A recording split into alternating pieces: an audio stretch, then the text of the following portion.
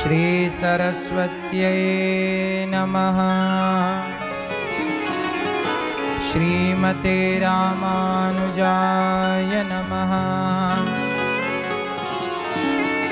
नारायणं नमस्कृत्य नरं चैव नरोत्तमं देवीं सरस्वतीं व्यासं ततो जयमुदीरये।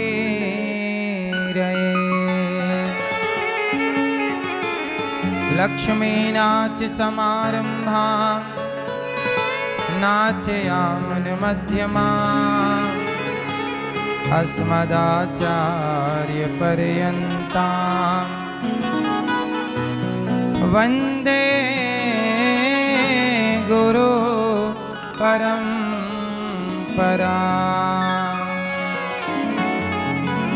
जय जय श्री राधा रमण, जय जय नवल किशोर, जय गोपी चित चोर प्रभु, जय जय माखन चोर, जय जय माखन चोर। राधा मेरी मात है, पिता मेरे घनश्याम, इन दोनों के चरणों में मेरा कोटि कोटि प्रणाम। मेरा कोटि कोटि प्रणाम। आए हो तो प्रेम से लो हरि का नाम, सब भक्तों को अनिरुद्ध की जय जय राधे श्याम, जय जय राधे श्याम, जय जय राधे श्याम, जय जय सीताराम।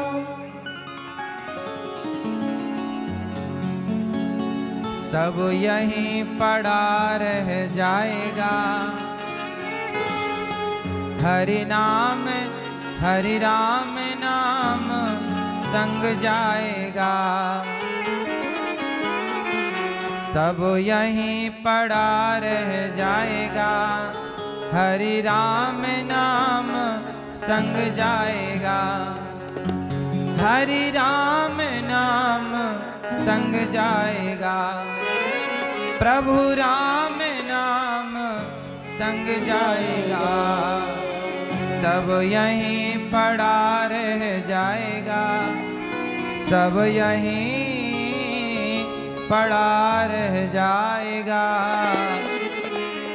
संग राम नाम संग जाएगा।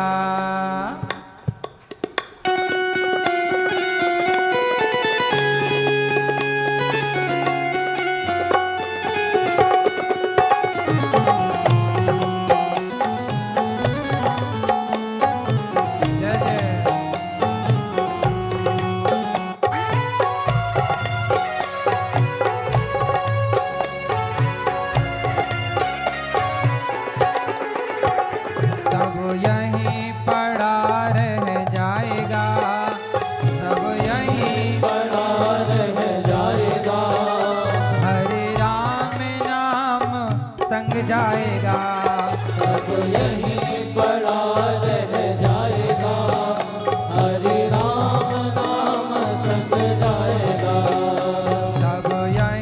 पड़ा रह जाएगा, हरि राम नाम संग जाएगा। सब यहीं पड़ा रह जाएगा, हरि राम नाम संग जाएगा। हरि राम नाम संग जाएगा,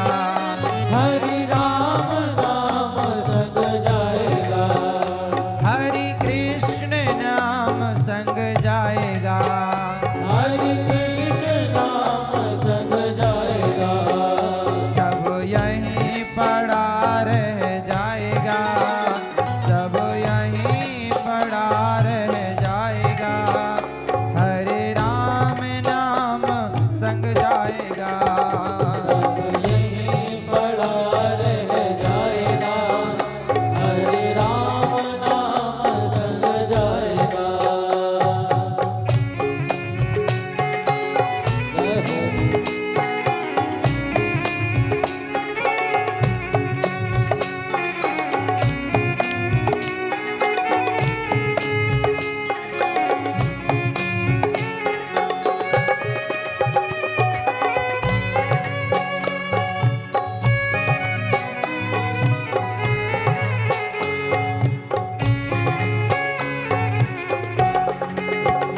चाहे कितने भी बाग लगा लो, चाहे कितने भी बाग लगा लो। चाहे कितने भी बाग लगा लो। चाहे कितने भी बाग लगा लो। एक पत्ता संग नहीं जाएगा, एक पत्ता संग नहीं जाएगा। हरे राम नाम संग जाएगा। सब यहीं पड़ा रह जाएगा, सब यहीं पड़ा रह जाएगा। हरे राम नाम संग जाएगा।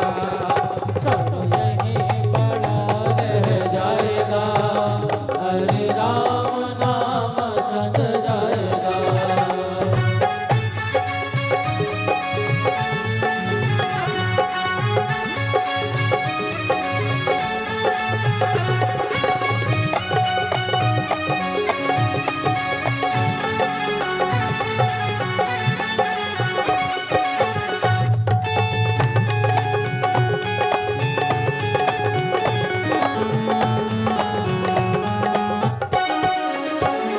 चाहे कितने भी ताल खुदा लो, चाहे कितने भी काल खुदा लो।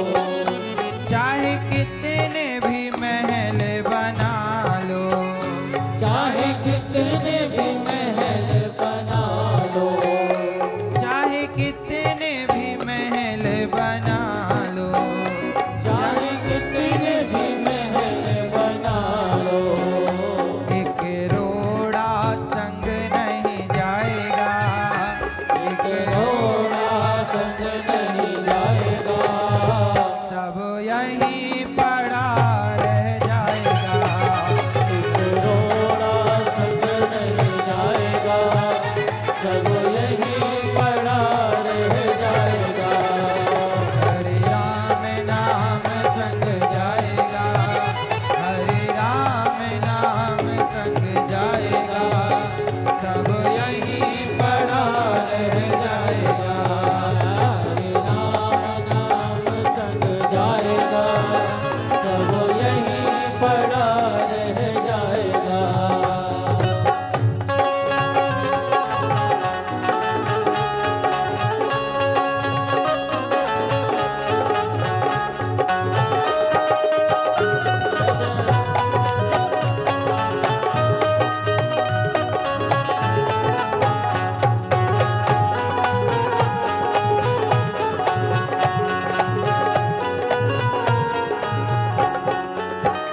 चाहे कितना भी पैसा कमा ले, चाहे कितना भी पैसा कमा ले। चाहे कितना भी पैसा कमा ले। चाहे कितना भी पैसा कमा ले। एक रुपया संग नहीं जाएगा, एक रुपया संग नहीं जाएगा। हरे राम नाम संग जाएगा। एक रुपया संग नहीं जाएगा। हरे राम नाम संग जाएगा। सब यहीं पड़ा रह जाएगा, हरे राम नाम संग जाएगा। सब यहीं पड़ा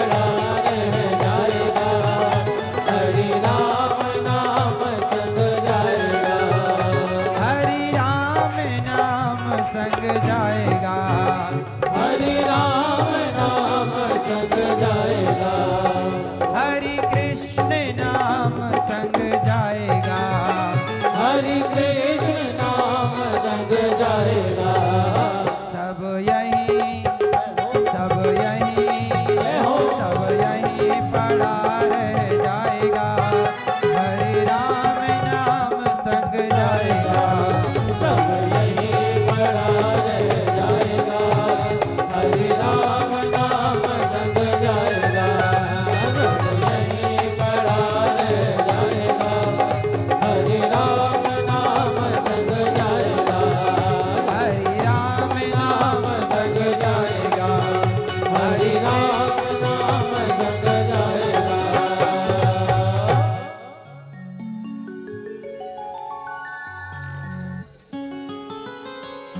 चाहे कितनी भी काया सजा लो, चाहे कितनी भी काया सजा लो, सब मिट्टी में मिल जाएगा। सब मिट्टी में मिल जाएगा। हरि राम नाम संग जाएगा। चाहे कितने भी गहने बना लो मैया, चाहे कितने भी गहने बना लो, एक रत्ती संग नहीं जाएगा। सब यहीं पड़ा रह जाएगा। इसलिए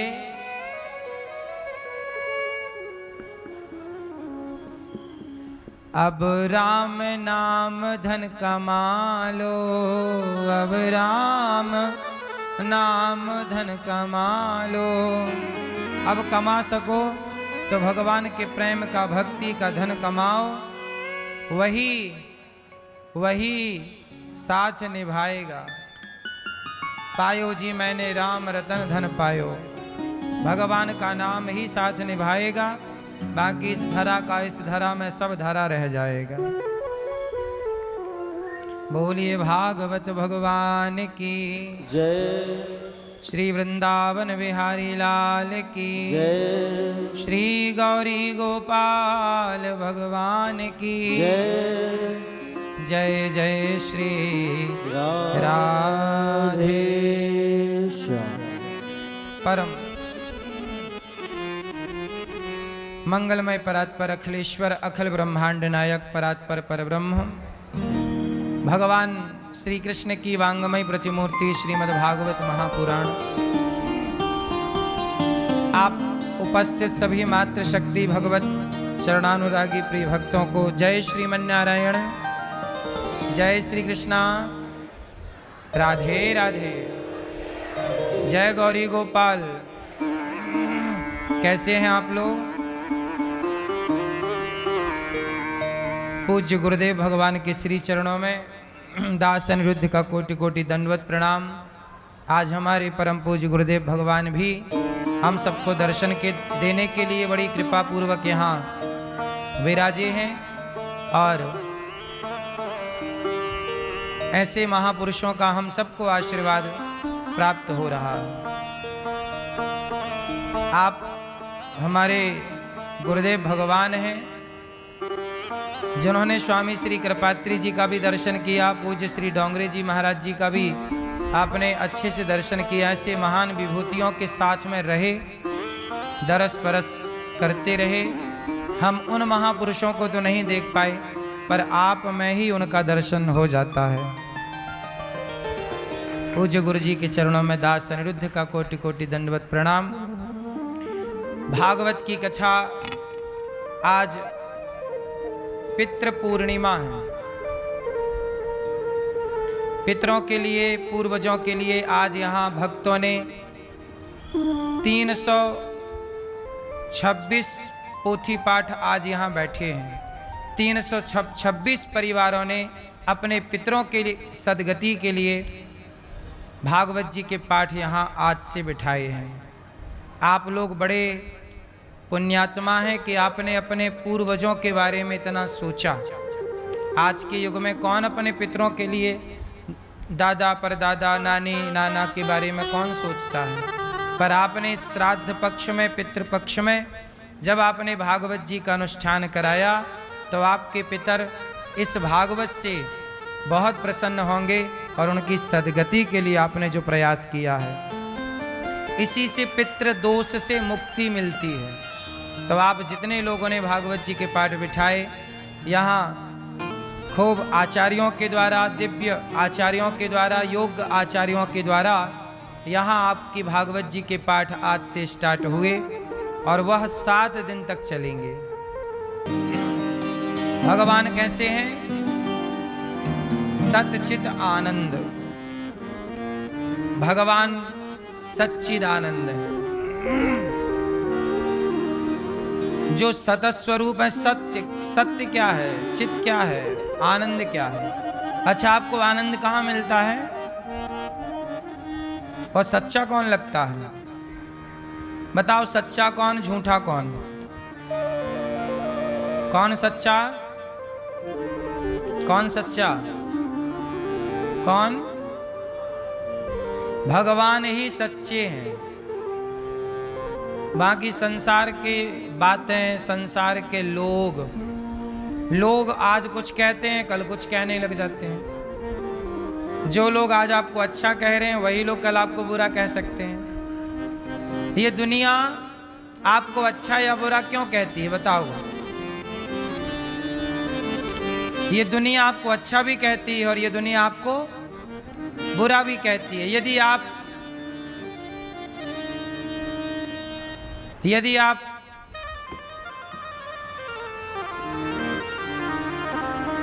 आपसे किसी का स्वार्थ पूरा हुआ, जैसे आपसे किसी ने कहा कि भाई साहब हमारा ये काम कर दो और आपने कर दिया, तो आप बहुत अच्छे हैं। पर यदि आपने नहीं किया तो आप बहुत बुरे हैं।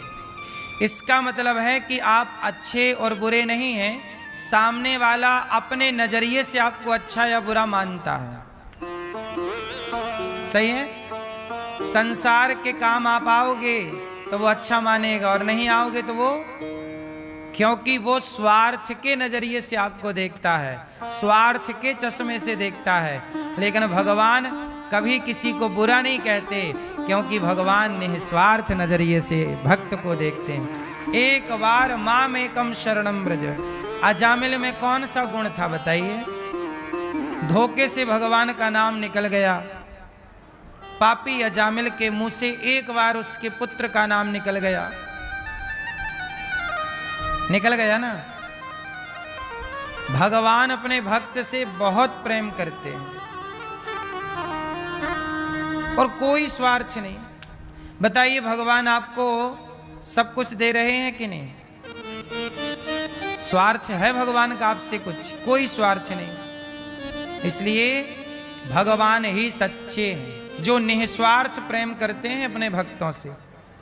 आप पूजा करो मत करो, पर भगवान सब कुछ आपको दे रहे हैं। प्रकाश दे रहे हैं, पानी दे रहे हैं। भगवान पानी ना दें, प्रकाश ना दें तो क्या कर लोगे आप?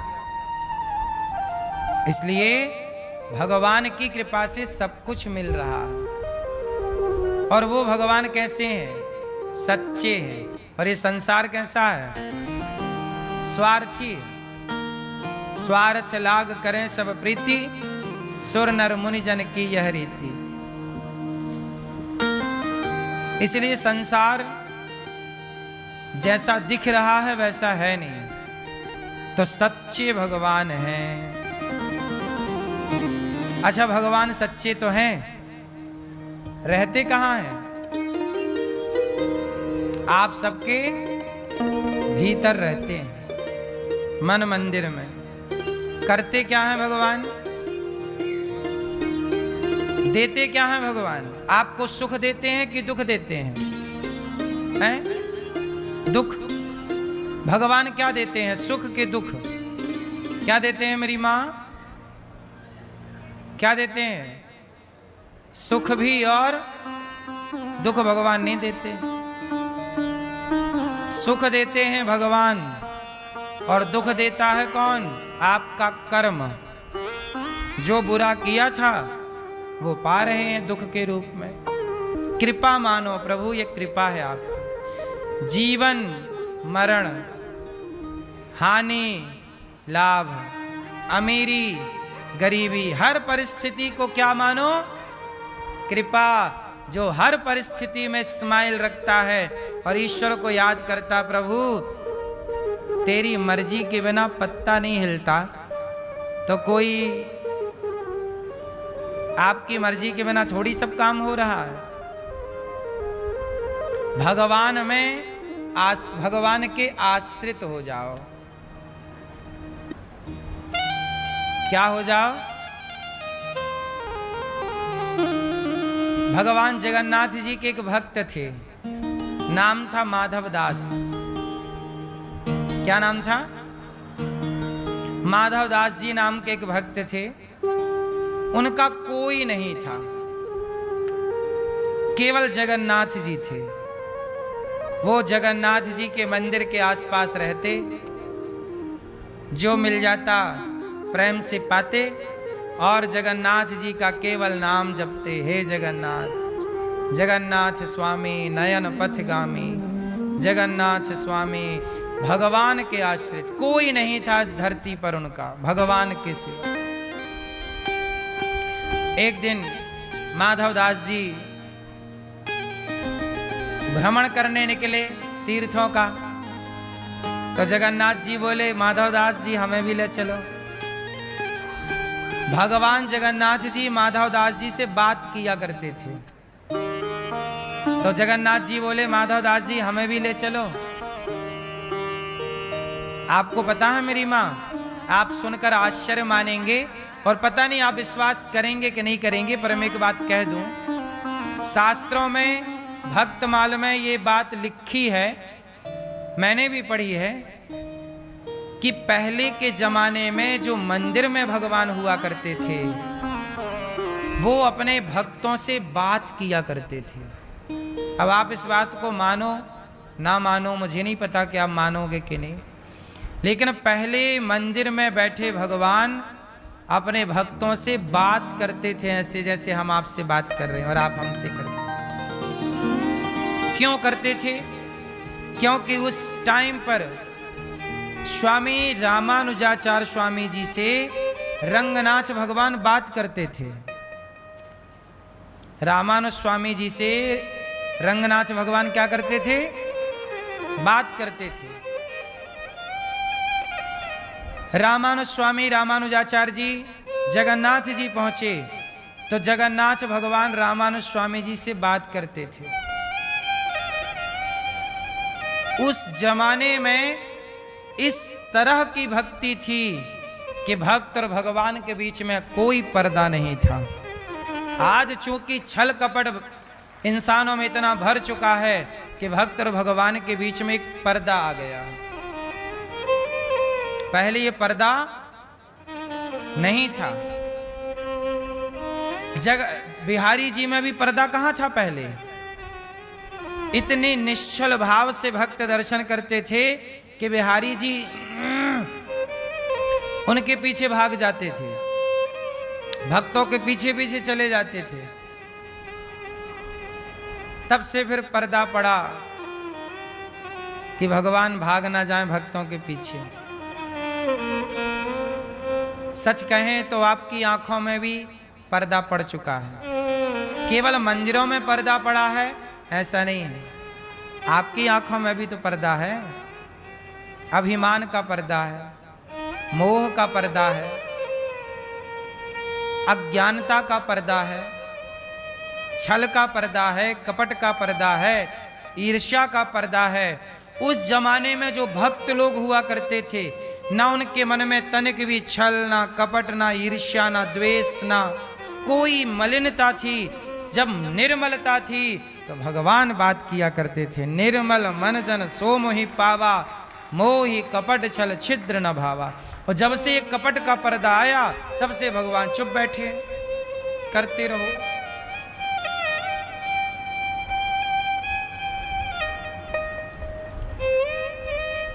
पहले धर्म ज्यादा था, पाप नहीं था, पहले था कम मात्रा में था, आज पुण्य और सत्य कम मात्रा में बचा है। तो माधवदास जी से जगन्नाथ जी बात करते थे। तो माधवदास जी बोले, जगन्नाथ जी अब मैं जा रहा हूँ चारों धाम की यात्रा में, आपका संसार देख के आऊंगा, कैसा आपका संसार है, कैसी आपकी सृष्टि है और आप कहाँ कहाँ किस किस रूप में विराजे हो। मैं आपके हर रूप का दर्शन करना चाहता हूँ, क्योंकि एक ही भगवान अनेक धामों में अनेक नामों से अनेक रूपों में वही ना ठाकुर विराजा है, कोई अलग ईश्वर थोड़ी विराजे है। तो माधवदास जी बोले कि मैं जाके सब दर्शन करके आता हूँ। जगन्नाथ जी बोले, माधवदास जी हमें भी ले चलो। माधवदास जी बोले, नहीं हम आपको नहीं ले जाएंगे, अरे हम तो कहीं भी मांग के खा लेंगे, लेकिन आप जाओगे तो आपको बढ़िया चकाचक खिलाना पिलाना पड़ेगा, और हमारे पास कहाँ है, एक लंगोटी है, कमर ढक लेते हैं, उसके सिवा हमारे पास कपड़ा भी नहीं है पूरे बदन को ढकने के लिए, तो हम कपड़ा भी नहीं जोड़ पा रहे हैं और हमें चाहिए भी नहीं, तो हम आपकी कहाँ सेवा करेंगे और आपको कहाँ 56 भोग खिलाएंगे, कहाँ भोग लगाएंगे। आपकी सेवा आरती तो ठाट बाट से होनी चाहिए, भगवान हो आप, हम तो कहीं भी पेड़ के नीचे सो जाएंगे, आप कहाँ सोओगे, इसलिए आप यहीं रहो, हम जा रहे हैं, आप यहीं विराजो। माधवदास जी चले, और जब माधवदास जी चले तो पीछे पीछे जगन्नाथ जी चल पड़े, पर माधवदास जी को दिख नहीं रहे हैं।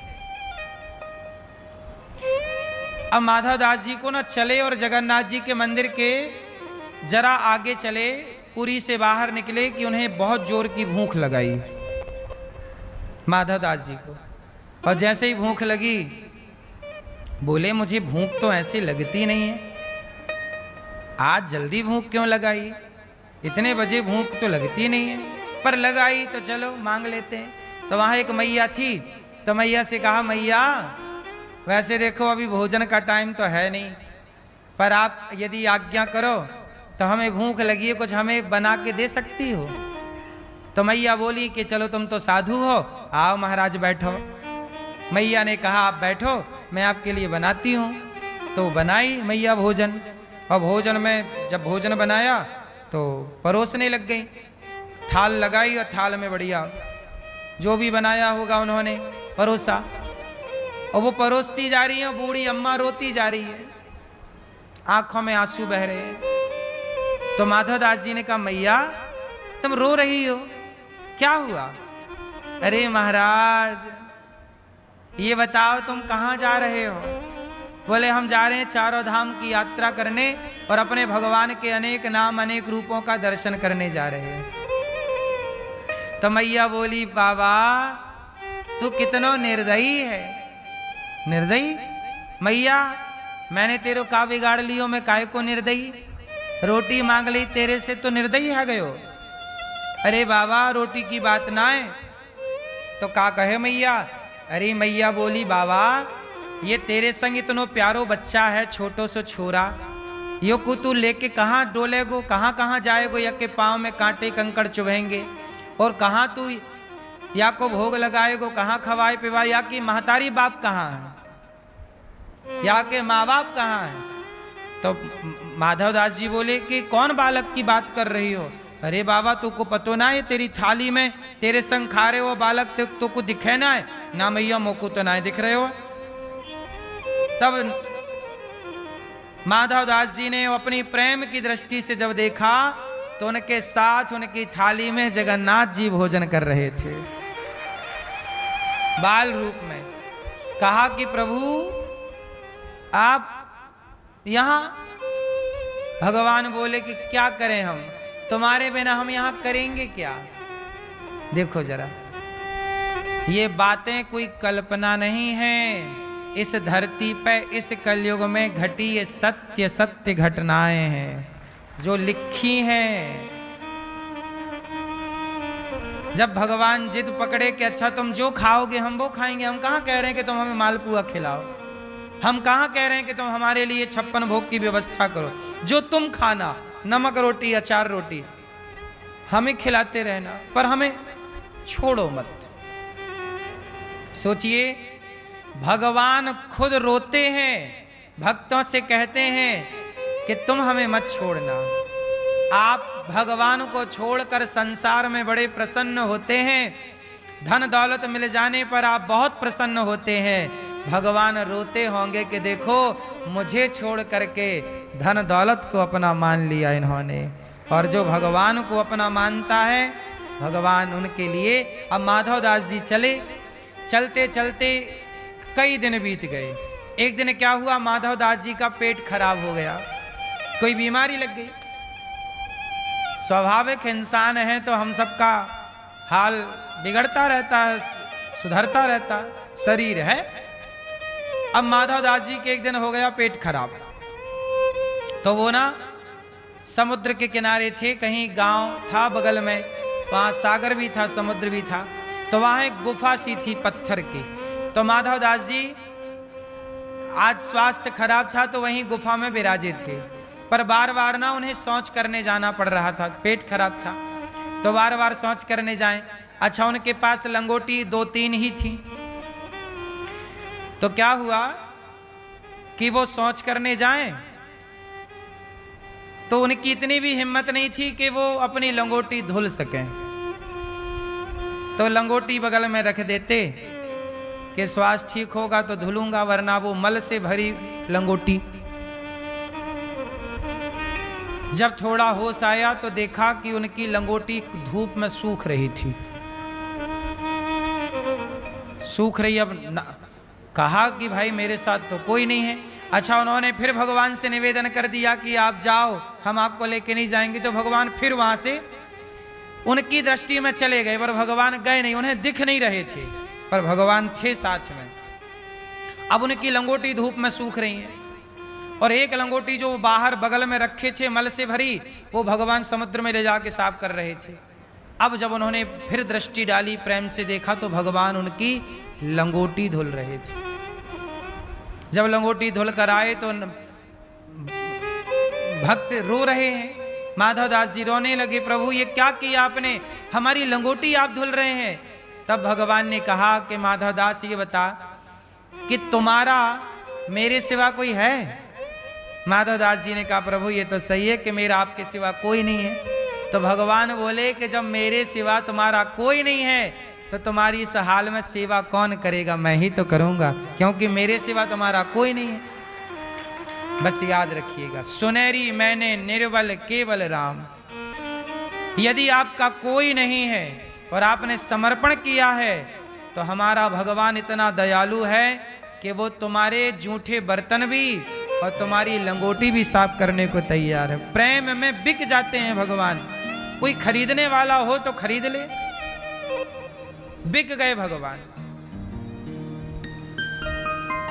मोहन प्रेम बिना नहीं मिलते, चाहे कर लो कोटि उपाय। जटायु पक्षी थे। जटायु कौन थे? पक्षी। पर पक्षी जटायु को जब राम ने पंख कटे देखे और जटायु राम राम पुकार रहे, तो भगवान ने जटायु को उठाकर गोद में बिठा लिया, गोद में लिटा लिया, और अपने जटाओं से जटायु जी के पंख साफ कर रहे हैं। पंख ऐसे जटाओं, जटा बड़ी बड़ी है ना राम जी की, बाल, उससे जटायु के पंख साफ कर रहे हैं ऐसे ऐसे। और पंख साफ करके और जटायु के नेत्रों के जल को साफ कर रहे हैं राम। रो रहे हैं राम। दशरथ जी रो रहे थे, राम ना जाओ, राम ना जाओ। बाप पिता के दुख पर राम दुखी ना हुए, पर जटायु के इस प्रेम पर राम रो पड़े हैं। जटायु आपने पक्षी होकर हमारे लिए आपने अपने प्राणों का त्याग कर दिया, पंख कट गए आपके। अविरल भगति मांग वर गीध गयऊं हरिधाम, तेहि की क्रिया यथोचित निज कर कीन्ही राम। राम जी ने जटायु जब प्राण त्याग दिए, भक्ति मांगी, तो उनका अंतिम संस्कार राम ने किया, उनका पिंडदान राम ने किया। जटायु को पिता का सम्मान दिया श्री राम ने, जटायु एक पक्षी है और उस पक्षी को किसका सम्मान दे रहे हैं? पिता का। आज भी देखो राम की कथा बिना जटायु की कथा के पूरी नहीं होती। जहां राम का नाम होगा वहां जटायु जी का नाम भी होगा। भगवान अपने भक्तों को अपने से ऐसे जोड़ लेते हैं कि उन भक्तों के बिना भगवान ही अधूरे अधूरे लगते हैं। भगवान भी भक्तों से ही तो पूरे होते हैं। यदि भक्त ना हो तो भगवान पूरे कैसे हों? जटायु ना हो, शबरी ना हो तो राम की कथा पूरी कैसे होगी? जटायु की कथा ना हो, शबरी की कथा ना हो, केवट की कथा ना हो तो राम की कथा पूरी हो सकती है? राम की कथा इन भक्तों की कथा से पूरी होती है। भक्तों की कथा होगी तो भगवान की कथा अपने आप हो जाएगी। इसलिए माधवदास जी की लंगोटी भगवान साफ कर रहे हैं। ऐसे भगवान कहाँ होंगे? ऐसे भगवान को भी आप छोड़कर संसार में मन लगाएं, इससे बड़ा दुर्भाग्य क्या होगा? इसलिए कहता हूं मेरी माँ कि संसार से संबंध रखो, पर गहरा संबंध संसार से नहीं, गहरा संबंध भगवान से। संसार से बाहरी व्यवहार अच्छा है, आंतरिक बात, आंतरिक वार्ता भगवान से। भगवान ही अपने हैं, इसलिए भगवान से संबंध जोड़ करके रखिए। भगवान ही विश्व की उत्पत्ति, पालन, संहार, विश्वोत्पत्ति आदि हेतवे। वही है सृष्टि के पालन करता, संहार करता, सृष्टि करता।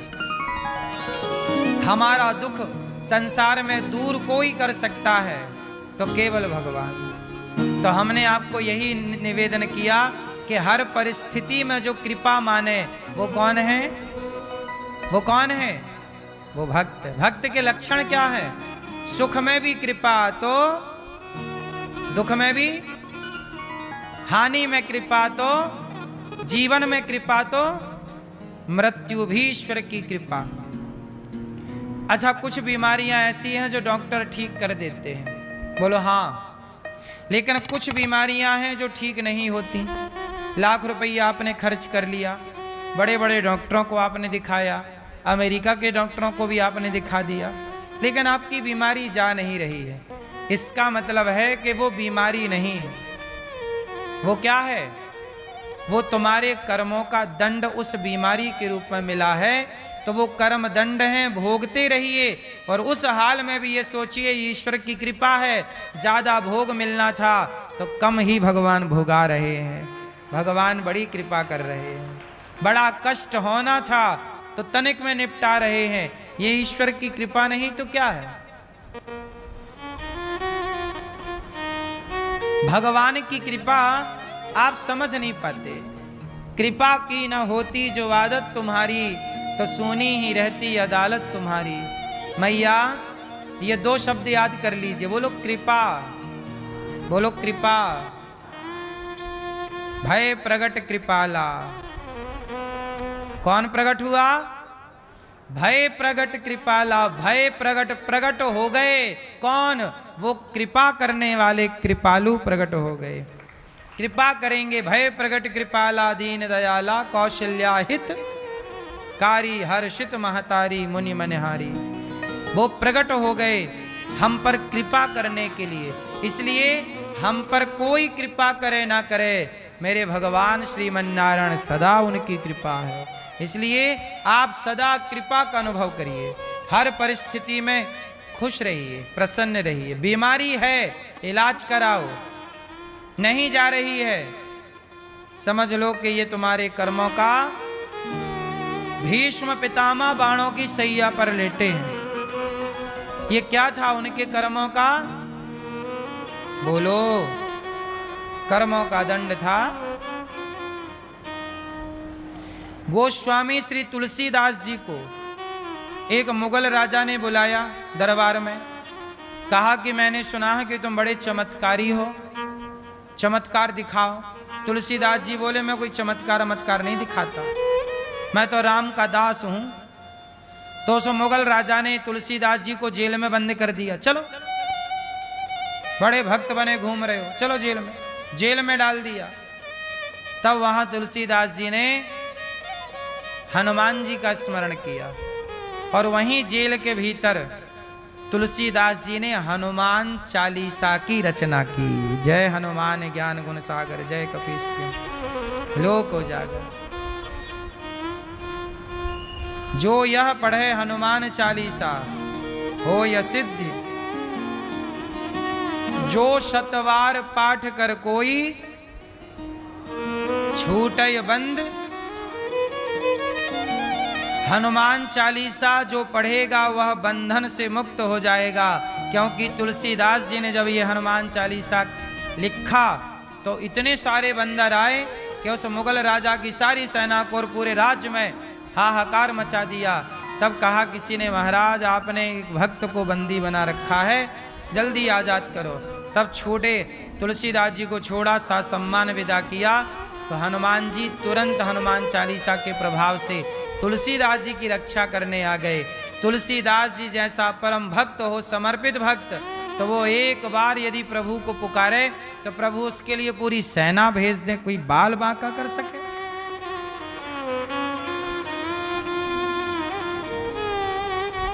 भरोसा तो हो। ऐसे भगवान जो सारे दुखों को दूर करते हैं, श्री कृष्णाय वयम नुमः, राधा सहित ऐसे कृष्ण को हम नमस्कार करते हैं। यम प्रव्रजन्तमनुपेतमपेत कृत्यम द्वैपायनो विरह कातरया जुहाव। पुत्रेति तन्मयतया तर्वोऽभिनेदुस् तं सर्वभूत हृदयं मुनिमानतोऽस्मि। सुखदेव भगवान का प्राकट्य हुआ और जन्म लेते ही भगवान का चिंतन करने चले गए। 12 वर्ष अपनी मां के पेट में रहे। हमारे पूज्य गुरु जी ने हमें एक कथा सुनाई जब आप हमें पढ़ा रहे थे। गुरु जी ने बताया कि सुखदेव भगवान कौन है। गुरु जी ने हमें एक कथा सुनाई कि एक तोता था श्री राधा रानी के पास। तो राधा रानी उस तोते को अनार के दाने खिलाया करती और कृष्ण कृष्ण जपाया करती। कहो मिट्ठू श्री कृष्ण कृष्ण कृष्ण। वो तोता कृष्ण कृष्ण बोलता पढ़ता। एक दिन क्या हुआ कि वो तोता पक्षी था, पक्षी स्वभाव था, फुर्र से उड़ गया। मौका मिला उड़ने का, पिंजरा खुला रह गया या कुछ भी, उड़ गया। उड़ता उड़ता कहाँ पहुंचा? नंद भवन में, नंद बाबा के यहाँ, जहां भगवान कृष्ण अपने सखाओं के संग खेल रहे थे। तो वहां तोता बैठा और वो पढ़ा क्या था? कृष्ण। तो कृष्ण कृष्ण बोला तो कन्हैया के सखाओं ने कहा ये तो प्रभु आपको पुकार रहा। तो जाके बच्चों ने तोते को पकड़ लिया और पकड़ के पिंजरे में डाल दिया। अब वो तोता बड़ा प्यारा कृष्ण कृष्ण बोले, सब लोग बड़ा सुख पा रहे हैं कि ये कृष्ण कृष्ण जप रहा है। लेकिन वहां राधा रानी व्याकुल हो गई कि मेरा वो तोता कहाँ चला गया। श्री राधा रानी व्याकुल हो गई और कृष्ण कृष्ण कहने वाले उस तोते को पुकारने लगी, कहाँ मेरा शुक, कहाँ मेरा शुक, हा सुख शुक शुक, कहाँ चले गए तुम? पिता से कहा, श्री वृषभानु जी ने सेना तैयार की, देखो भाई वो तोता कहाँ है। सेना तैयार हुई ढूंढने के लिए तोते को। राधा रानी ढूंढ रही हैं, सखियां ढूंढ रही हैं। सोचिए वो तोता कितना भाग्यशाली है, उस तोते को खुद श्री राधा रानी खोज रही हैं। चल पड़ी, पता लगा कि वो तो नंद महल में है। वृषभानु जी गए, लोग गए, राधा रानी भी पहुंची। कहा ये तोता हमारा है। कन्हैया बोले, कन्हैया के मित्र बोले नहीं नहीं ये तो हमारा है, ये तो हमने पकड़ा है। राधा रानी बोली हमारा है। कन्हैया के मित्रों ने कहा हमारा है। अब कौन निर्णय करे कि ये तोता किसका है? तब कहा वृषभानु जी ने कि चलो तोते से ही पूछ लेते हैं कि भाई तू ही बता किसका है। तो नंद बाबा और वृषभानु जी ने पूछा कि तोता शुक बताओ तुम किसके हो? तब तोते ने कहा कि मैं तो श्री राधा रानी का हूं। तो बोली कि जब राधा रानी के हो तो तुम राधा राधा जपो मुख से, तुम कृष्ण कृष्ण क्यों जप रहे हो? बोले जो राधा का है, जो राधा का हो चुका वही तो कृष्ण कृष्ण जपेगा। राधा रानी ने ही मुझे ये पाठ पढ़ाया है, उन्होंने ही तो कहा है कि कृष्ण कृष्ण कहो। तो राधा जी तोते को पाठ पढ़ाती हैं, कृष्ण कृष्ण कहो। तो वो तोता राधा जी लेकर चली गई। एक दिन क्या हुआ कि भगवान श्री कृष्ण गए बरसाना, और बरसाने में भगवान कृष्ण ने अपने मित्रों के साथ और राधा रानी अपनी सखियों के साथ इन्होंने लुका छिपी का खेल खेला। चलो खेल खेलते हैं। आप लोगों ने बचपन में खेल खेला लुका छिपी? छिप जाते हैं फिर ढूंढते हैं, पहला ये दूसरा ये तीसरा। तो राधा रानी पहले भगवान कृष्ण छिपे, उनकी टोली छिपी और दाम पड़ा राधा रानी पर। तो राधा रानी दाम दे रही हैं। अब वो ढूंढ रही हैं श्री राधा रानी कृष्ण को। तो राधा रानी ने तो बहुत कम टाइम पे ढूंढ लिया, कृष्ण ये, मनसुखा ये, श्री दामा ये, मधुमंगल ये, सबको खोज लिया। अब बारी आई राधा रानी के छिपने की, और प्रभु पे दाम पड़ा भगवान कृष्ण पर। अब जब दाम पड़ा तो भगवान थक गए, पर राधा रानी को ढूंढ ना पाए। तब भगवान कृष्ण ने तोते से कहा आप बताओ, तुम जानते हो ना राधा जी कहाँ छिपी हैं? बताओ किशोरी जी कहाँ हैं, लाडली जी कहाँ हैं, बताओ। तोते ने बता दिया धीरे से, वहां जाओ वहां छिपी। कन्हैया गए और पकड़ लिया श्री राधा रानी को। और जब पकड़ी गई तो किसी सखी ने कहा कि राधा ये तोते ने बताया है पता, वरना कन्हैया थोड़ी ढूंढ पाते। तब राधा जी को आई। देखो राधा रानी को क्रोध आया हम ये नहीं कह सकते, राधा जी ने उस तोते पर कृपा की। क्या कृपा की? राधा रानी ने उसे उस तोते पर कृपा की और कृपा पूर्वक श्राप दिया। कहा कि शुक तुमने मेरे खेल में बाधा पहुंचाई है बताकर, इसलिए जाओ हम तुम्हें श्राप देते हैं, तुम मृत्यु लोक में पहुंचो, इसी लोक मृत्यु लोक में रहो और हमसे वियोग होगा तुम्हारा और हमारा अब क्या हो जाएगा? वियोग होगा, दूरी होगी, क्योंकि तुमने हमारे सुख में खेल में बाधा पहुंचाई है। तोता तो रोने लगा, माँ क्षमा करो, मैं आपसे दूर कैसे रह सकता हूँ, आपके बिना मैं कैसे रहूंगा माँ। तब भगवान कृष्ण की ओर तोते ने कहा प्रभु मैंने आपकी मदद की है राधा रानी के छिपे होने पर बताने, अब आप मेरी मदद करो, आप मुझे इस श्राप से मुक्त करो। तब भगवान कृष्ण बोले तोता ये श्राप नहीं है, ये कृपा है, ये मेरी मर्जी है कि आप जाओ और आप सुखदेव जी बन करके जाओ और मेरा और राधा रानी के प्रेम का संसार में प्रचार करो भागवत के रूप में, क्योंकि आपसे बढ़िया हमारा प्रचारक कोई हो नहीं सकता, जो आप सब कुछ समझते हो, जानते हो, और आप जाना इस धरा पर कृष्ण नाम का, भागवत जी का, राधा नाम का प्रचार करना। और वही सुखदेव भगवान, वही तोता श्राप के कारण सुखदेव भगवान के रूप में प्रकट हुए और इन्होंने भागवत सुनाई परीक्षित जी को, जहां राजा परीक्षित जी का उद्धार भागवत जी से हुआ।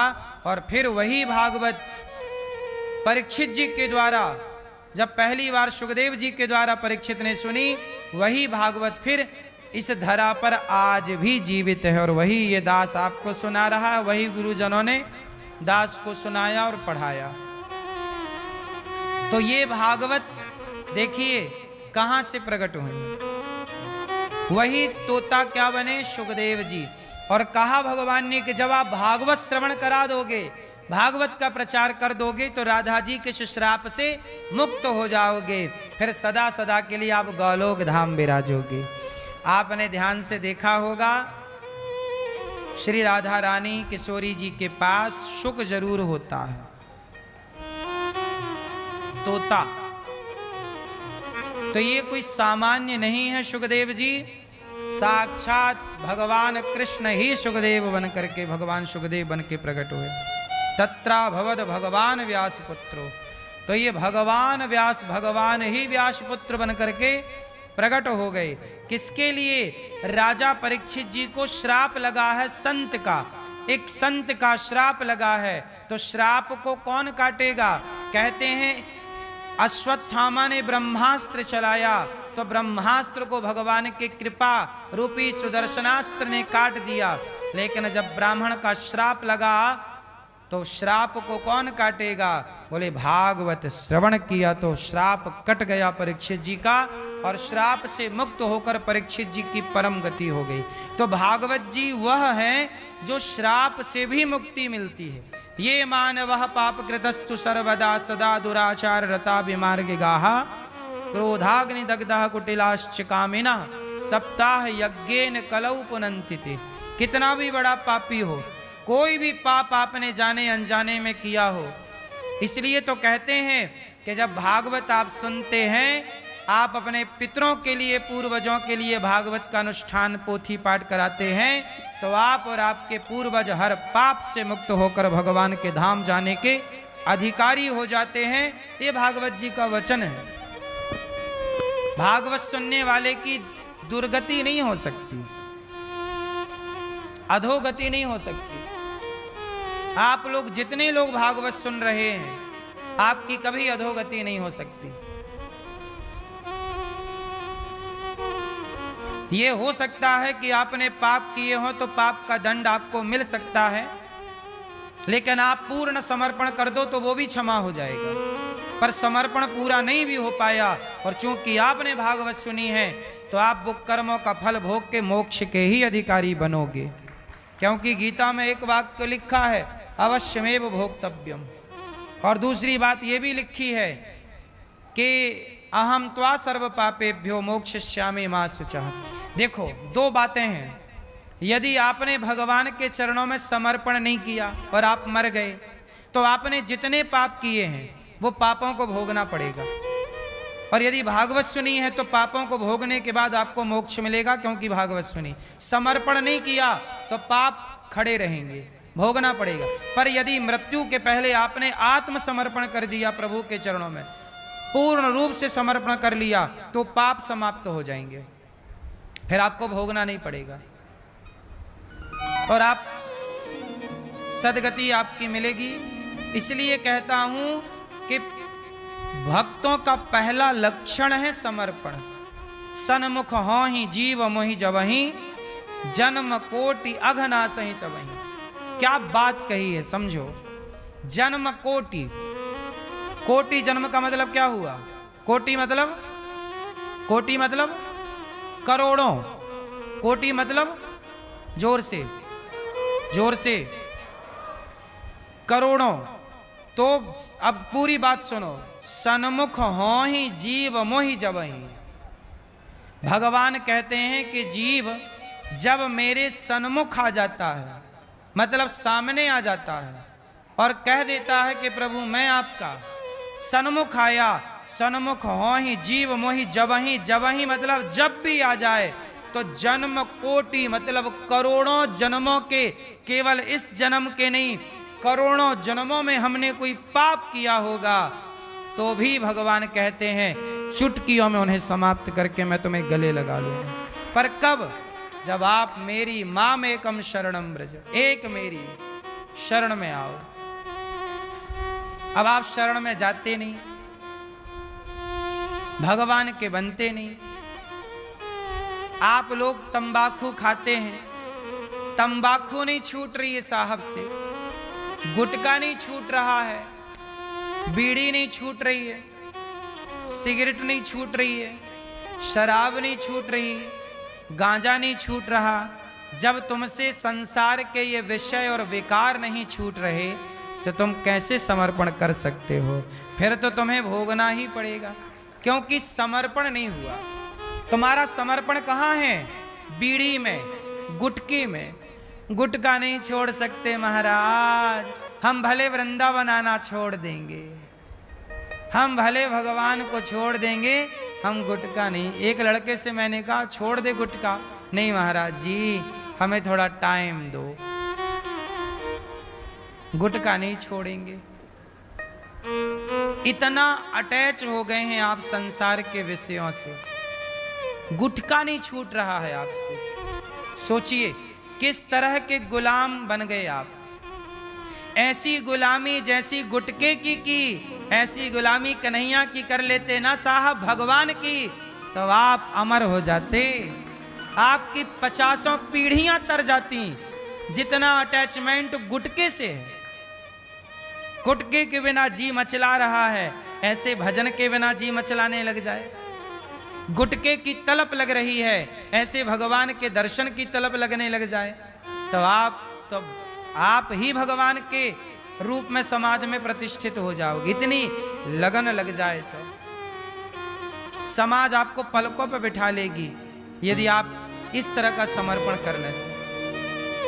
पर विडंबना देखिए कि आज भारत में 100 में से 80 लोग गुटके से इसी तरह अटैच हैं, 100 में से 80 लोग शराब से इसी तरह अटैच हो गए, 100 में से 80 लोग बीड़ी और सिगरेट से ऐसे अटैच हो गए, गांजा और चरस और अफीम और ना जाने क्या क्या से अटैच हो गए।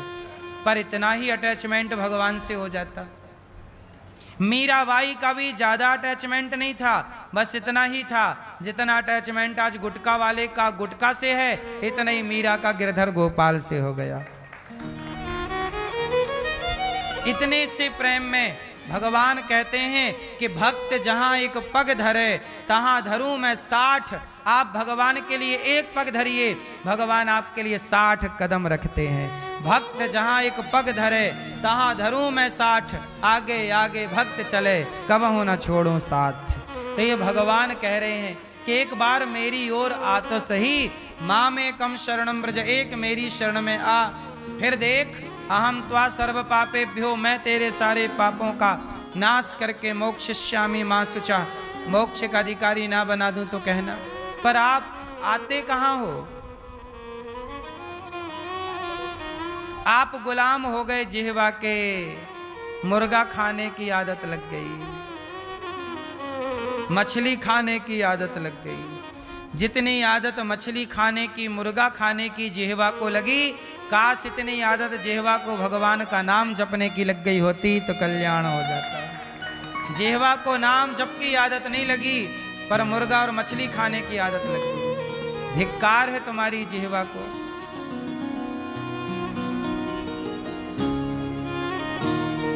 धिक्कार है तुम्हारी उन आंखों को जो भगवान को नहीं देखती, संसार की सुंदरता में उलझी रहती। देखना है तो भगवान को देखो। धिक्कार है उन कानों को जो कान केवल प्रपंच सुनने के लिए हैं, जो कथा नहीं सुनते। धन्य है वो कान जो भगवान की कथा में लगे रहते हैं। धन्य है उनकी आंख जो भगवान के दर्शन में लगी रहती हैं। धन्य है आप लोगों के पांव कि आपके पांव चलकर वृंदावन की ओर आए। धन्य है आपका हृदय कि आप अपने हृदय में भगवान को बिठा रहे हैं। इसलिए मेरी माँ, संसार की वासना, संसार की वस्तुएं आपके भीतर इतने प्रभावी ना हो जाएं कि आप भगवान को ही भूल जाएं। हावी मत होने दीजिएगा, गुलाम मत बनिए इन चीजों के। नशा करना है तो कृष्ण नाम का नशा करिए, सेवा का नशा करिए, अच्छे काम का नशा करिए।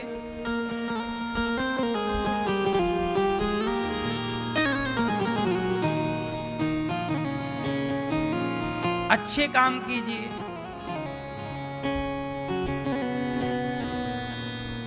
आज ये दास अनिरुद्ध, अभी यमुना जी का जल बढ़ रहा है, बहुत सारे भक्तों के घर में पानी घुस गया।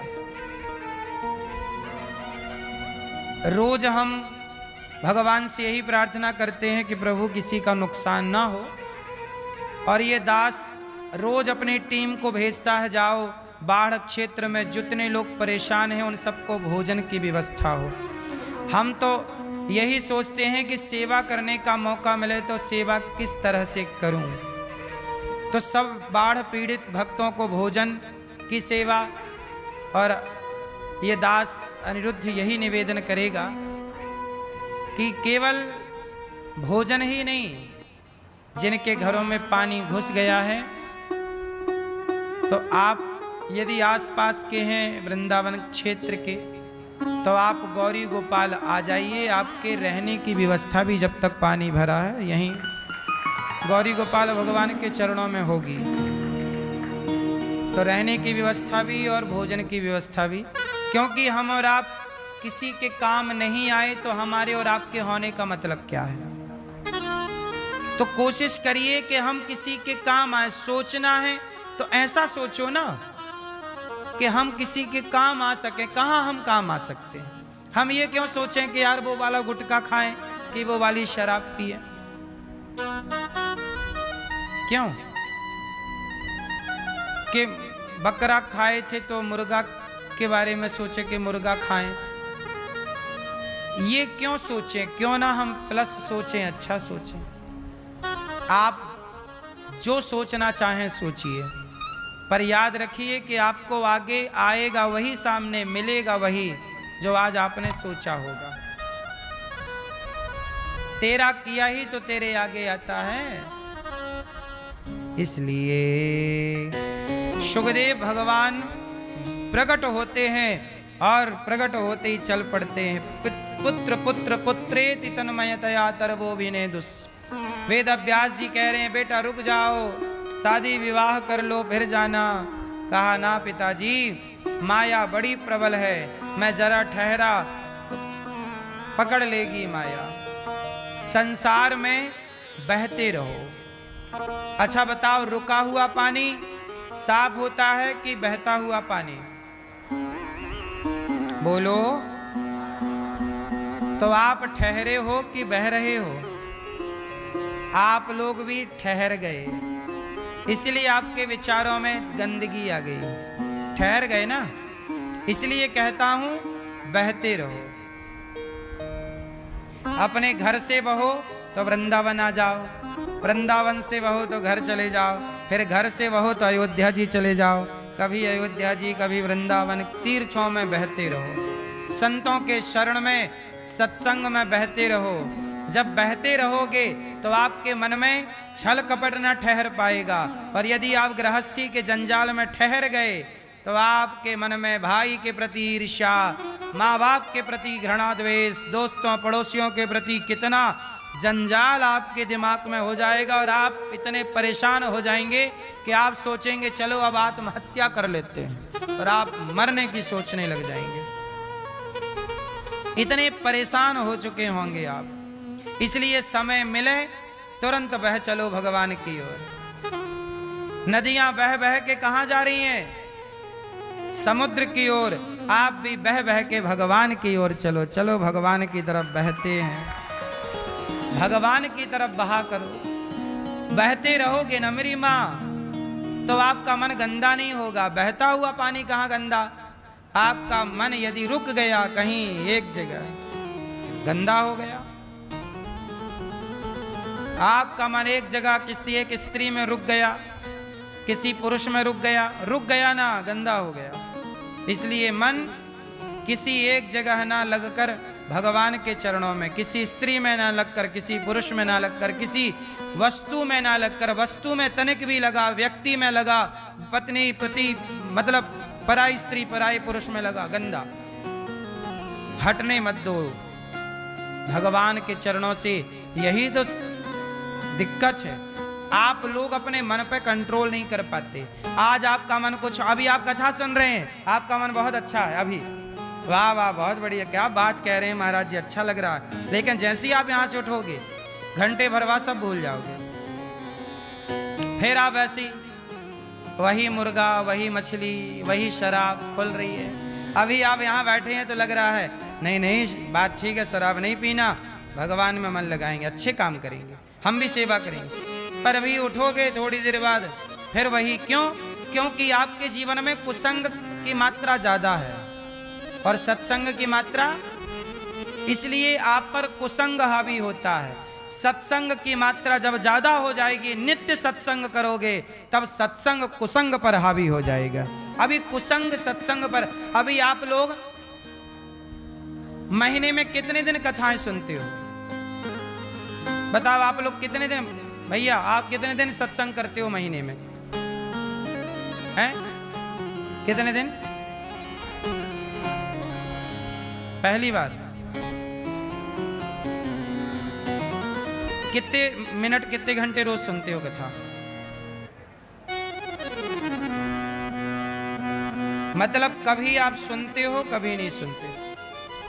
क्या हो रहा है कि कुसंग हो रहा है ज्यादा, सत्संग हो रहा है कम। जब सत्संग होगा कम और कुसंग होगा ज्यादा, सत्संग होगा कम कुसंग होगा ज्यादा, तो रंग किसका चढ़ेगा? ज्यादा वाला ही तो प्रभाव डालता है जीवन में।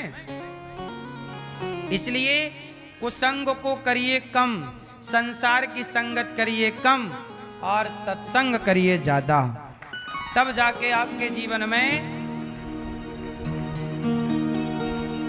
फिर भक्ति का रंग चढ़ेगा। सुखदेव भगवान को हम प्रणाम करते हैं। बाद में सुखदेव जी पढ़ने व्यास जी से आए और उन्होंने पढ़ के फिर परीक्षित जी को भागवत सुनाई। सूत जी महाराज आए, शानुकादि ऋषियों ने प्रणाम किया और सूत जी से कहा कि हमें कथा सुनाइए। तब कहा सूत जी ने, प्रीति शौनक चित्ते ते यतो वच्मि विचार्य सर्व सिद्धांत निष्पन्नम संसार भयनाशनम, संसार के भय से मुक्त करने वाली कथा हम आपको सुनाते हैं। काल अव्याल मुखग्रास त्रास निर्णास हेतवे श्रीमद् भागवतम शास्त्रम कलौ कीरेण भासितम। काल के मुख में दबा हुआ प्राणी यदि बचना चाहे इस कलिकाल में, तो भागवत के अतिरिक्त कोई उपाय नहीं है। इसलिए मूल उद्देश्य है कि आप सत्संग से जुड़े, संतों से जुड़े और भागवत सुने। जन्मांतरे भवेत पुण्यम तदा भागवतम लभेत। जन्म जन्म के पुण्यों का जब उदय होता है, तब भागवत श्रवण करने का क्या अवसर मिलता है? तब भागवत सुनने का मौका मिलता है। आप लोग क्या समझ रहे हैं? आप लोग यहाँ वृंदावन आके बैठ गए भागवत सुनने? नहीं, आपने जरूर कोई पुण्य किया होगा। कहते ना, बिहारी जी की महफिल को बिहारी जी सजाते हैं और वृंदावन वही आते हैं जिन्हें बिहारी जी बुलाते हैं। आप आए नहीं हैं, आपको बिहारी जी ने बुलाया है कि आओ सत्संग करो, कथा सुनो। क्या सुनो? कथा सुनो। एक बार परीक्षित जी भागवत सुन रहे थे कि देवताओं के राजा इंद्र अमृत लेकर के आए और देवताओं के राजा ने कहा, हे सुखदेव जी, ये स्वर्ग का अमृत आप ले लो, परीक्षित को पिलाओ, और ये कथा का अमृत आप हमें पिलाओ। तब सुखदेव जी हंसे और हंसते हुए बोले, क्वा सुधा क्व कथा लोके क्व कांचा क्व मणिर्महान। कहाँ कांच का टुकड़ा? आपके स्वर्ग का अमृत है कांच का टुकड़ा और भागवत है मणि। स्वर्ग का अमृत कोई काम का नहीं। भागवत ज्यादा अच्छी है कि स्वर्ग का अमृत। स्वर्ग का अमृत पीने वाले को स्वर्ग मिलता है और भागवतामृत पीने वाले को भगवान मिलते हैं। तो हम स्वर्ग का क्या करेंगे? भगवान मिल जाएंगे तो स्वर्ग कोई बड़ी बात है। हम स्वर्ग करेंगे क्या जाके? आपको स्वर्ग जाना है? मैया आप स्वर्ग जाएंगे भैया? कहाँ जाओगे फिर? कहाँ जाओगे? हैं? मैया आप कहाँ जाओगी? स्वर्ग जाओगी? कहाँ जाओगी? हैं? सभाधाम? सभाधाम कहाँ है? ये आपने बनवाया अपने लिए अलग से?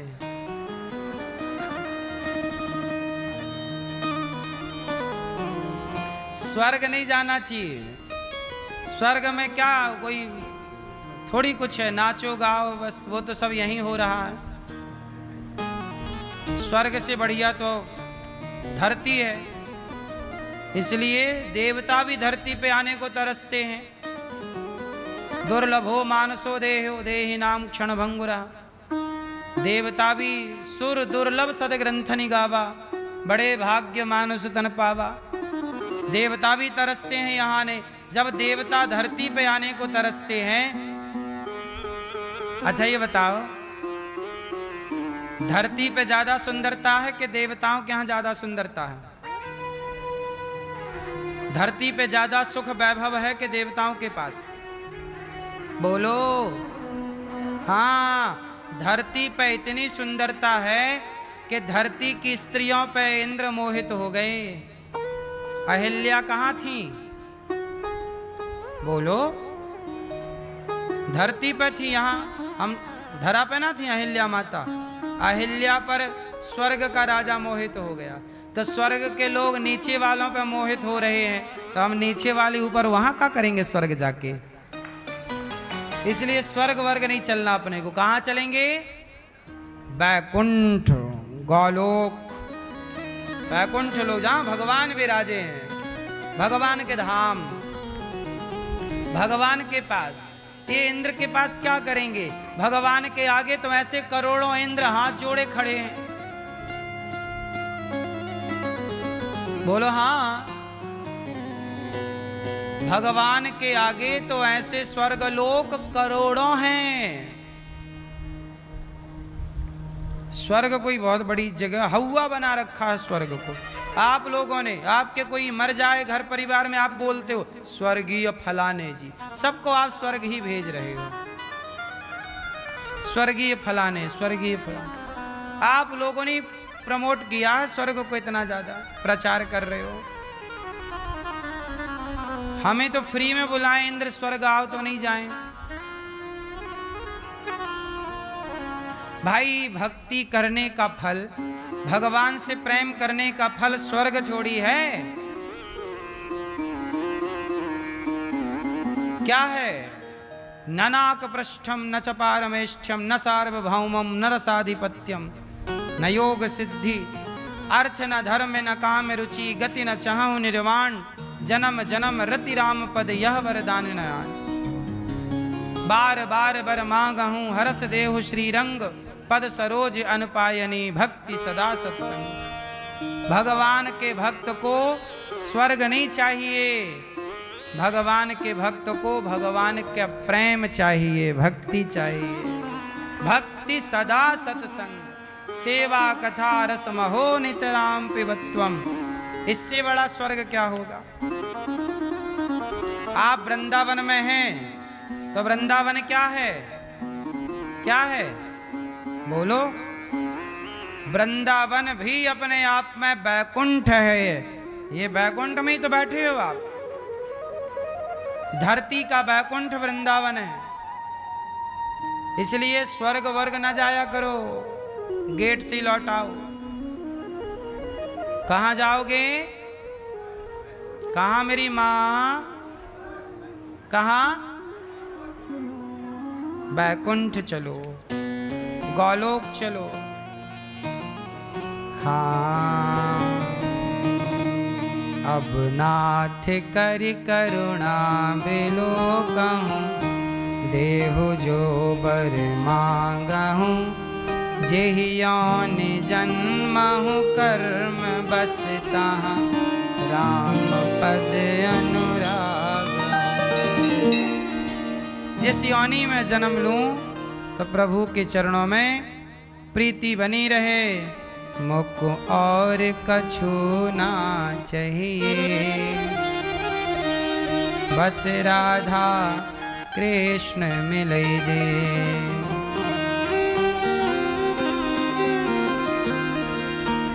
मुख और कछु ना चाहिए, बस राधा कृष्ण मिलै दे। हमें और कुछ ना चाहिए, केवल भगवान का प्रेम, केवल भक्ति। प्रेम के सिवा और भक्त को चाहिए क्या, और उससे होना क्या है? इसलिए आप लोग परेशान ना हुआ करो, है ना मेरी माँ?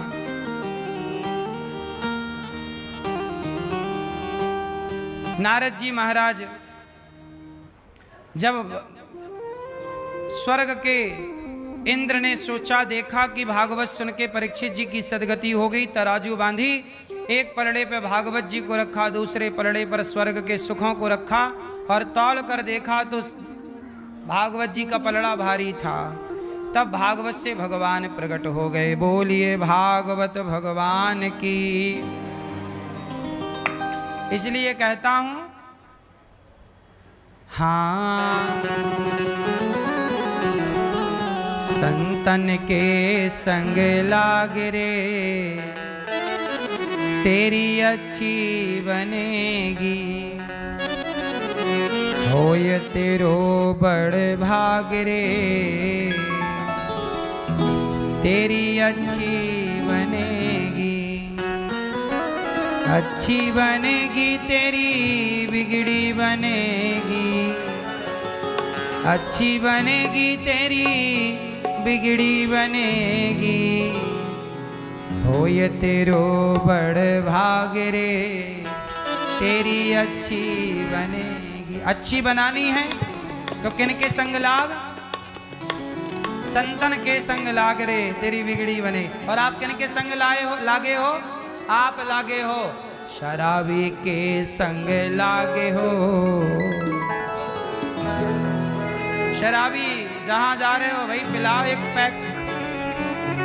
शराबी भैया है क्या बीड़ी? बीड़ी बीड़ी वाला बीड़ी मांगता फिरता।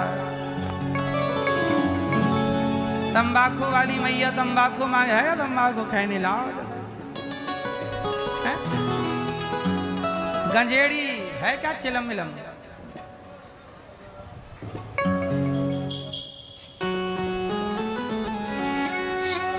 शराबी के पास जाओगे तो शराब मिलेगी, गंजेड़ी के पास जाओगे गांजा मिलेगा, गुटखा वाले के पास जाओगे गुटखा मिलेगा, संतों के पास जाओगे तो भगवान का दरस परस मिलेगा, भगवान की कथा और आपकी सदगति होगी। संतन के संग लाग रे, तो आप किनके संग लागोगे? इसलिए संतों को सम्मान देना सीखिए, कथाएं सुनना सीखिए, संतों का अपमान ना कीजिए। संत ही आपका भला चाह रहे हैं। यदि आप बॉलीवुड के संग में लागे, बॉलीवुड के संग में लाग गए, फिर अर्धनंगे घूमोगे।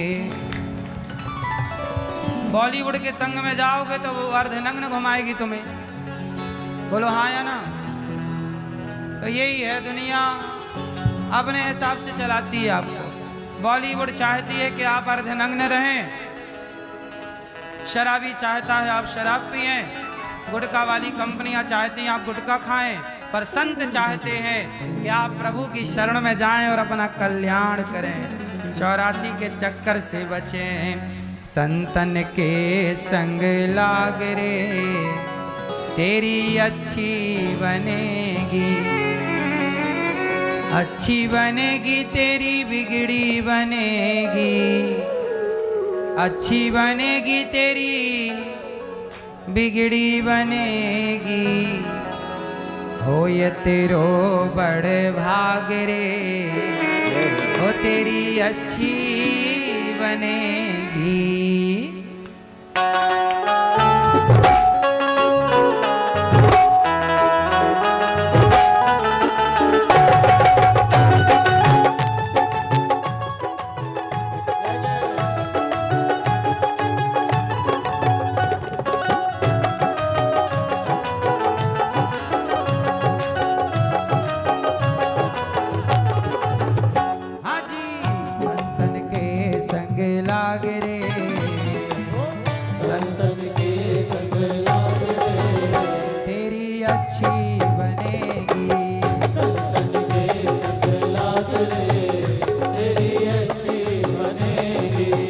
अच्छी बनेगी तेरी बिगड़ी बनेगी,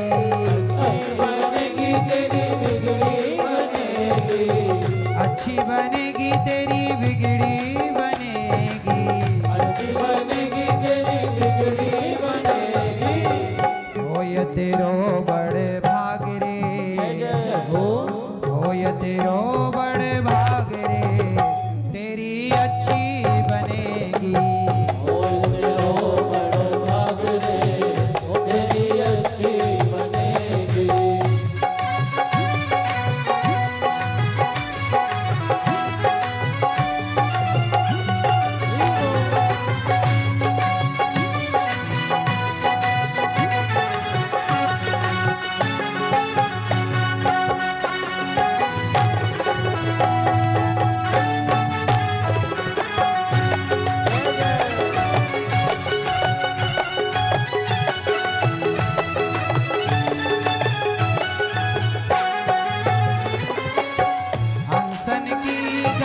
हंस ही जाने, हंसन की गति हंस ही जाए, हंसन की गति हंस ही जाने, हंसन के गति हंस ही जाए, हंसन की गति हंस ही जाने, हंसन की गति हंस ही जाने।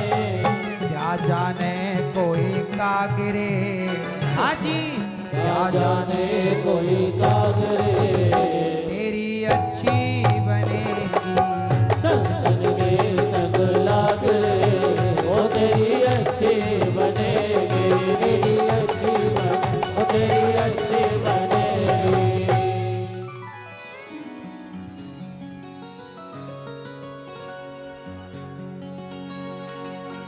हंसन की गति हंस ही जाने,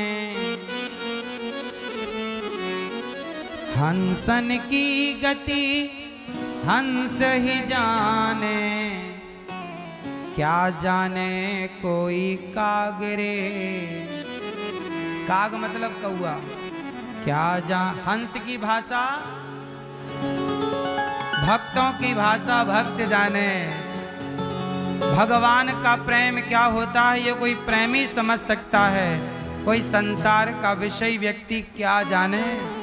हंसन की गति हंस ही जाने, क्या जाने कोई कागरे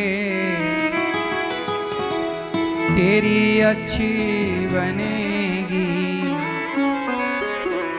संतन के संग लाग रे तेरी बिगड़ी बनेगी। प्रिय भक्तों, जब भागवत सुनी, अब भक्ति महारानी हुआ क्या कि जब देवताओं का अभिमान चूर हुआ, भगवान प्रकट हुए। एक बार भागवत नारद जी ने सुनी, सारे तीर्थों में भ्रमण करने गए पर शांति नहीं मिली। तब नारद जी वृंदावन आए। वृंदावन में देखा, एक बार नारद जी सारे तीर्थों का भ्रमण करने निकले तो सनकादि मिल गए और सनकादियों ने कहा, कथम ब्रह्मण दीन मुखा कुतश्चिंतातुरो भवान त्वरितम गम्यते कुत्र कुतश्चा गमनम। तब कहाँ से आ रहे हो, क्यों इतने परेशान हो? तब नारद जी ने कहा, महाराज मैं अहम तु पृथ्वीम यातो ज्ञात्वा सर्वोत्तमामिति पुष्करम च प्रयागम च काशीम गोदावरीम तथा। मैं सारे तीर्थों में गया, हरिक्षेत्रम कुरुक्षेत्रम श्रीरंगम सेतुबंधनम, पर मुझे ना पश्यम कुत्रमिच्छर्म ना पश्यम कुत्रमिच्छर्म मनः संतोष कार्यकम। कहीं भी मैं गया पर मुझे शांति नहीं मिली। नारद जी कह रहे हैं सनकादियों से कि अब कलिकाल में किसकी कमी रह गई? कलयुग में क्या नहीं है? कलियुग में शांति नहीं। क्यों नहीं है शांति? क्योंकि सत्यम नास्ति तपः शौचम दया दानम न विद्यते। सत्य नहीं है कलयुग में। मैया चला लो मोबाइल, इतना बड़ा संसार छोड़ के यहां मोबाइल चला रही हो।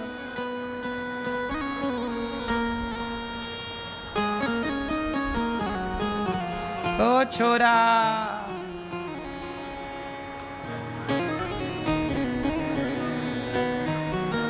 अरे भाई ये चिल्लर किसकी है?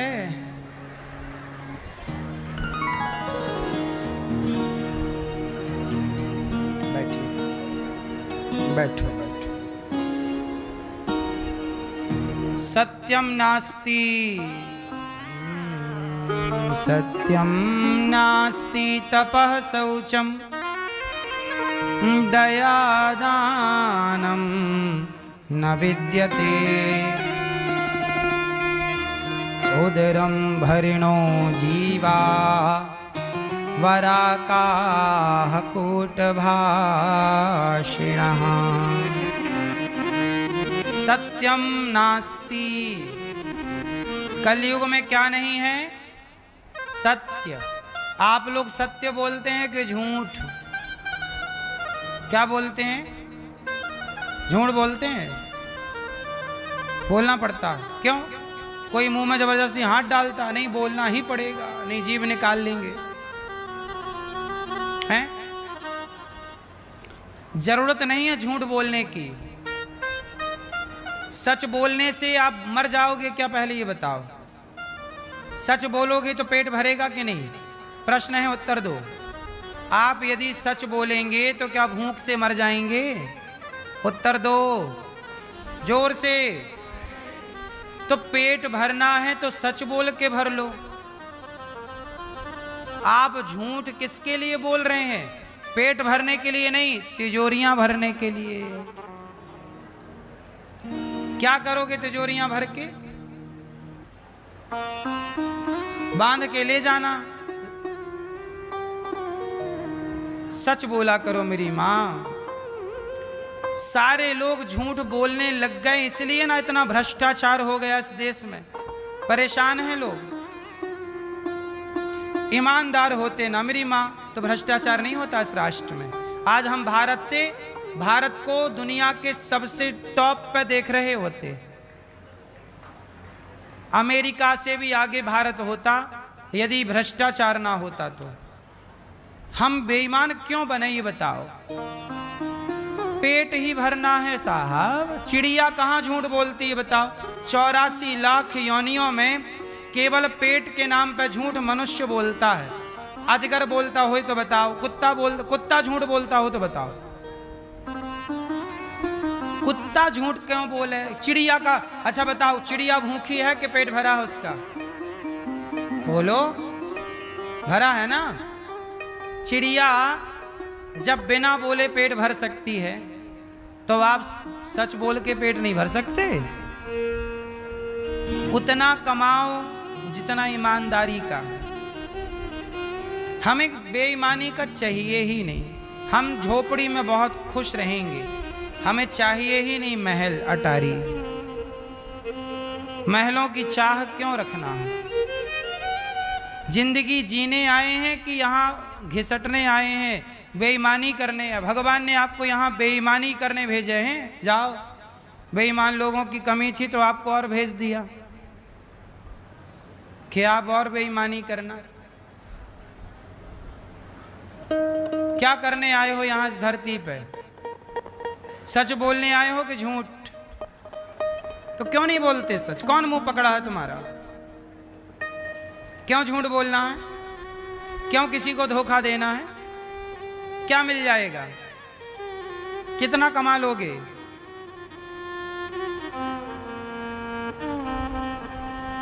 ईमानदारी से क्यों नहीं चलते?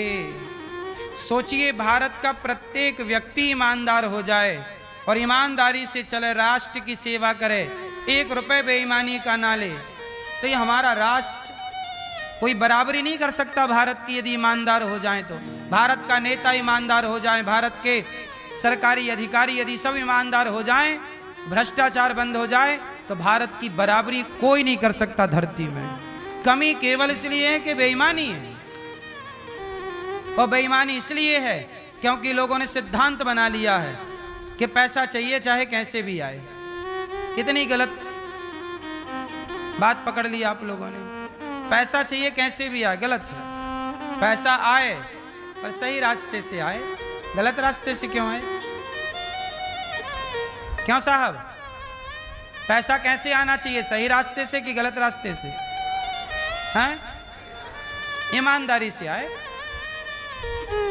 जो आपकी मेहनत है वो जरूर लेना चाहिए, मेहनत छोड़ो मत।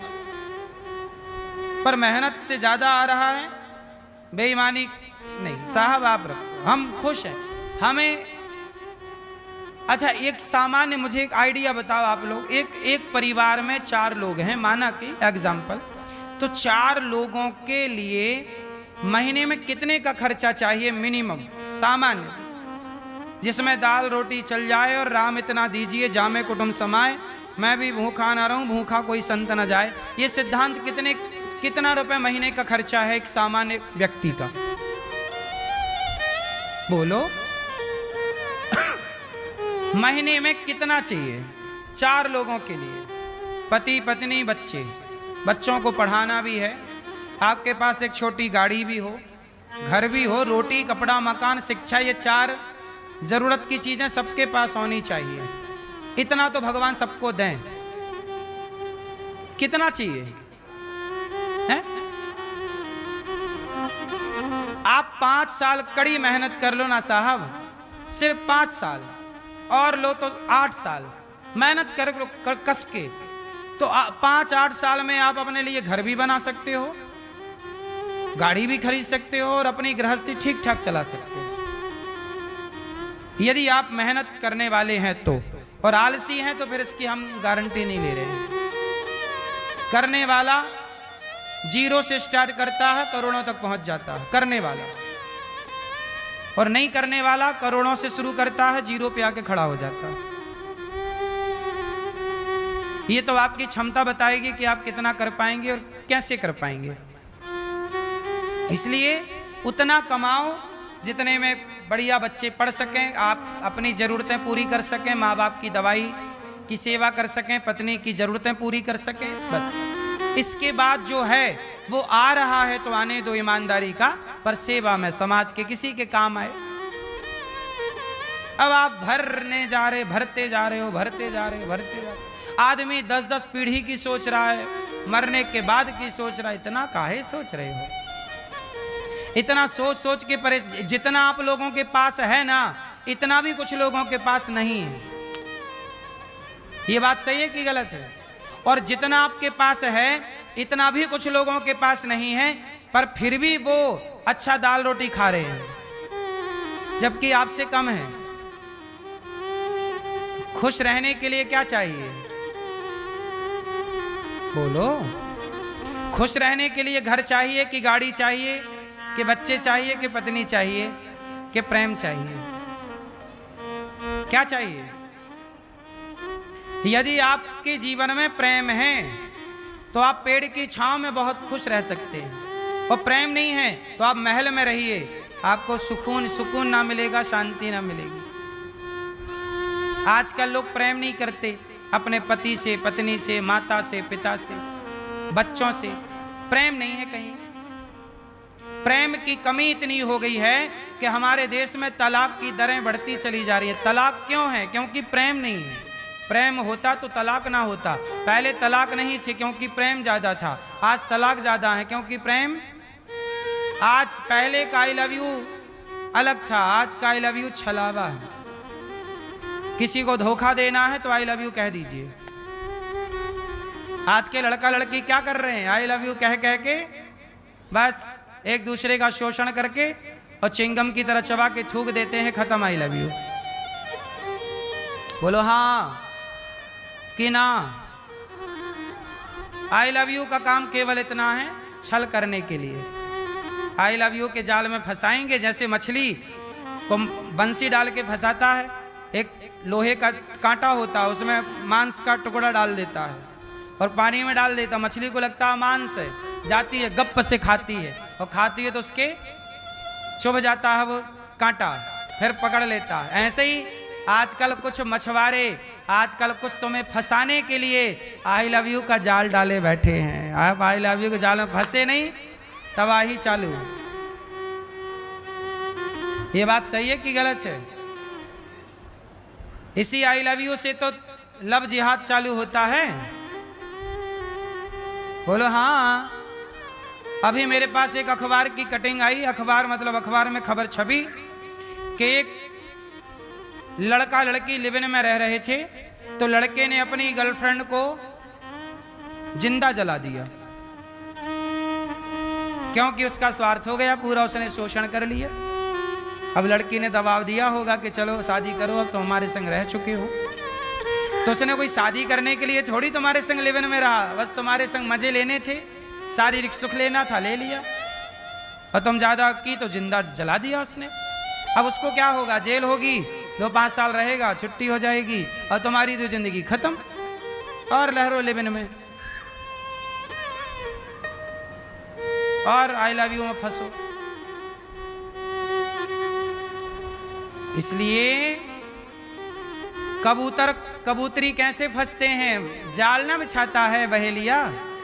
किसी को फंसाना हो तो क्या करना पड़ता है? जो लो बोलो क्या? जाल। हाँ, ये जाल है जो संसार में आई लव यू का जाल फंसा फंसा के कितने लड़का लड़की तबाह हो गए। इसलिए चक्कर में ना पड़ो, मन लगा के पढ़ लिख के कामयाब बनो और ईश्वर की शरण में रहो। सत्य पर चलो, कसम खाओ कि भूखे सोएंगे और क्या होगा, देश से गद्दारी नहीं करेंगे, झूठ नहीं बोलेंगे। पैसे कमाओ साहब, ज्यादा काम करो, ज्यादा पैसे कमाओ, आपके पास ज्यादा पैसे होंगे, आप समाज की ज्यादा सेवा कर सकते हैं।